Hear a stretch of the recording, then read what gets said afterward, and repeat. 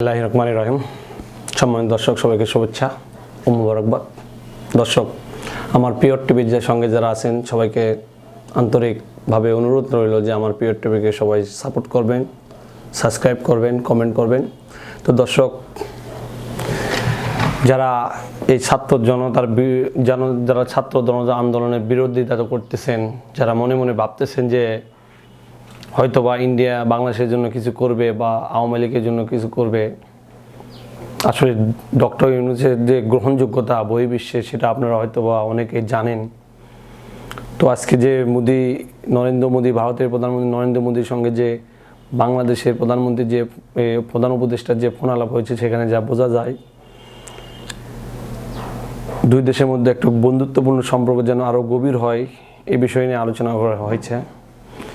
যেমন নরেন্দ্র মোদীকে আশ্বস্ত করেছেন যে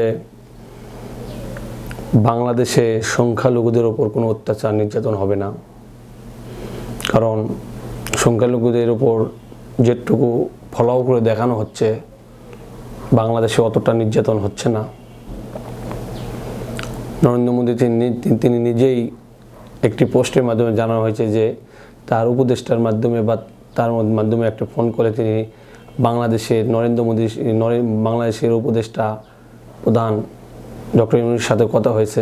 তখন তিনি ডক্টর ইউনূস তাকে আশ্বস্ত করেছেন যে ভবিষ্যতেও আর বাংলাদেশে সংখ্যালঘুদের উপর কোনো নির্যাতন হওয়ার কোনো সম্ভাবনা নেই এবং সর্বোচ্চ কঠোর অবস্থানে বাংলাদেশ সরকার থাকবে। কারণ বাংলাদেশ থেকে যারা বর্তমান উপদেষ্টা অন্তর্বর্তীকালে যে উপদেষ্টা আছেন, তারা অত্যন্ত জোরালোভাবে চাচ্ছেন যে বাংলাদেশে যেন আর বিশৃঙ্খলা না হয়।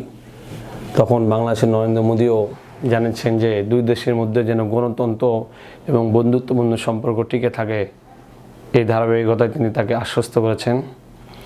তো যাই হোক বন্ধুরা,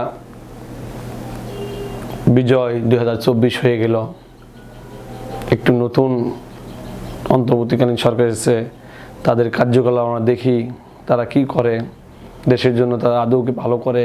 কারণ ছাত্র জনতার কোনো স্বার্থ নেই এখানে। ছাত্র জনতা অবশ্যই চাবে বাংলাদেশের মানুষের কল্যাণ যেটা হয় সেই কল্যাণেই তারা কাজ করে যাবে। কারণ এর পিছনে বাংলাদেশ থেকে যে আপনার সাবেক প্রধানমন্ত্রী শেখ হাসিনাকে যে আশ্রয় দেওয়া হয়েছিল, সেই আশ্রয়ের জন্য বিভিন্ন দেশ থেকে তাকে অনুরোধ করা হচ্ছে যেন বাংলাদেশ থেকে ফেরত দেওয়া হয়। কেননা সাবেক প্রধানমন্ত্রী শেখ হাসিনা তিনি আমেরিকা বা ব্রিটিশে বা যাইতে চাইছিলেন, তাদেরকে সেখানে ভিসা দেওয়া হচ্ছে না। এই জন্য তিনি মালয়েশিয়া ইন্ডিয়াতে অবস্থান করতেছেন এবং ইন্ডিয়ার থেকে নানা ধরনের তৎপরতা করতেছেন, যেন বিভিন্ন দেশে লবিং করা হচ্ছে, যেন ইন্ডিয়ার পক্ষ থেকে যে লবিং করা হচ্ছে এই খবরও বিভিন্ন মিডিয়াতে শোনা যাচ্ছে যে ইন্ডিয়া নাকি বহির্বিশ্বকে বোঝানোর চেষ্টা করতেছেন যেন বাংলাদেশে যদি এই অন্তর্বর্তীকালীন সরকার একটা নিরপেক্ষ নির্বাচন দেয় তাহলে ইসলামপন্থীরা বিজয় অর্জন করবে এবং এই বাংলাদেশটা আফগানিস্তানের মতো একটি জঙ্গি রাষ্ট্র হিসেবে পরিণত হতে পারে, যা ইন্ডিয়ার জন্য হুমকি স্বরূপ।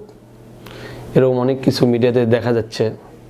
তারপরেও ছাত্র সমাজ বা ছাত্র জনতা এমন কিছু কাজ করবে না যে বাংলাদেশের ক্ষতি হয়, বাংলাদেশের মানুষের বিরুদ্ধে যায়। ছাত্র জনতা সবসময় চেষ্টা করছেন দেশের কল্যাণ, যেন বাংলাদেশ থেকে কোনো অর্থ পাচার না হয়, বাংলাদেশ থেকে যেন কোনো দুর্নীতিবাজ না থাকে, ঘুষখোর না থাকে, বাংলাদেশ হবে একটি সুখী সমৃদ্ধশীল বাংলাদেশ, এটাই আমাদের প্রত্যাশা। তো যাই হোক বন্ধুরা, আমার চ্যানেল যদি আপনাদের ভালো লাগে একটু এই নিউজটা হলো আপডেট নিউজ। কিছুক্ষণ আগেই ডক্টর ইউনূসের সাথে মোদির ফোন আলাপ হয়েছিল, তাই আপনাদের আমি আপডেট নিউজ দেওয়ার জন্য চেষ্টা করলাম।